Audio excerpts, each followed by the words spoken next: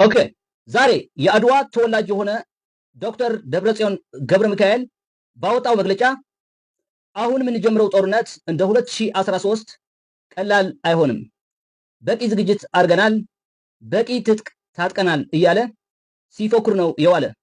ወንድሞቼ ዶክተር ደብረጽዮንን ማመን የለባችሁም።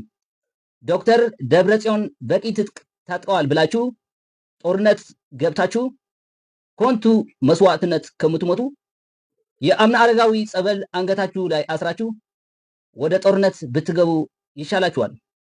ምክንያቱ የአድዋው ተወላጅ የወንበዴው የአድዋው ቡድን ህወሓት ቲፒኤልኤፍ ሊቀ መንበር የሆነው ዶክተር ደብረጽዮንም በፍጹም ማመን የለባችሁም።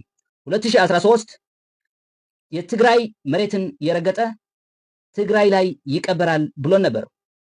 ትግራይ ላይ የተቀበሩ ግን 1.5 ሚሊዮን የትግራይ ወጣቶች ናቸው። 2 ሚሊዮን የትግራይ ህዝብ ነው የተፈናቀለው። 600,000 የትግራይ ወጣቶች ናቸው አካላቸውን ያጡ። 120,000 የትግራይ ሴቶች ተደፍረዋል። 6,000 የትግራይ ፋብሪካ ወድመዋል። ዶክተር ደብረጽዮን ግን በቂ ትጥቅ ሳይሆን ታጥቆ የነበረው 9,000 ልዩ ኃይል ብቻ ነው የነበሩት።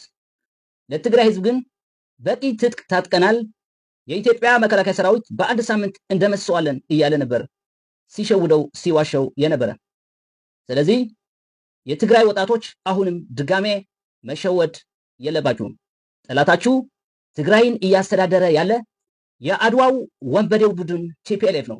ትግራይን እያስተዳደረ ያለ የአድዋው ወንበዴው ቡድን ቲፒኤልኤፍ የአድዋው ተወላጆች ናቸው። ሁሉም የትግራይ ባለስልጣናት የአድዋ ተወላጆች ናቸው። ስለዚህ የሽሬ ልጆች ከመከላከያ ጎን በመቆም የአድዋ ባለስልጣናቶችን ሽሬ ላይ ያሉ የአድዋ ባለስልጣናቶችን በመግደል በመጨፍጨፍ የሽሬ ስልጣን የሽሬ ልጆች መቆጣጠር አለባችሁ።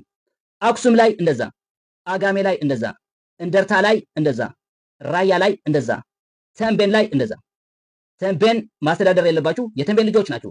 ራያ ማስተዳደር ያለባችሁ የራያ ልጆች ናችሁ። እንደርታ ማስተዳደር ያለባችሁ የእንደርታ ልጆች ናችሁ። አጋሜ ማስተዳደር ያለባችሁ የአጋሜ ልጆች ናችሁ። አክሱም ማስተዳደር ያለባችሁ የአክሱም ልጆች ናችሁ። ሽሬ ማስተዳደር ያለባችሁ የሽሬ ልጆች ናችሁ። አሁን ግን የሚያስተዳድራችሁ ሁሉም የአድዋ ልጆች ናቸው። ሁሉም የትግራይ ጀነራሎች የአድዋ ልጆች ናቸው። አሁንም እንዋጋለን ከኢትዮጵያ፣ ኢትዮጵያ ጠላታችን ናት፣ ኢትዮጵያ ኢምፓየር ናት፣ ኢትዮጵያ መፍረስ አለባት የሚሉ በሙሉ የአድዋ ልጆች ናቸው። አንድ የሽሬ ልጅ ኢትዮጵያ መፍረስ አለባት የሚል አታመጣልኝም። አንድ የአክሱም ልጅ ኢትዮጵያ መፍረስ አለባት ጠላታችን ናት የሚል አታመጣልኝም። አንድ የአጋሜ ልጅ ኢትዮጵያ ጠላታችን ናት መፍረስ አለባት የሚል አታመጣልኝም። አንድ የእንደርታ ልጅ ኢትዮጵያ ጠላታችን ናት መፍረስ አለባት የሚል አታመጣልኝም። አንድ የተንቤን ልጅ ኢትዮጵያ ጠላታችን ናት መፍረስ አለባት የሚል አታመጣልኝም። አንድ የራያ ልጅ ኢትዮጵያ ጠላታችን ናት መፍረስ አለባት የሚል አታመጣልኝም። ኢትዮጵያ ጠላታችን ናት ኢምፓየር ናት መፍረስ አለባት የሚሉ የአድዋ ልጆች ናቸው።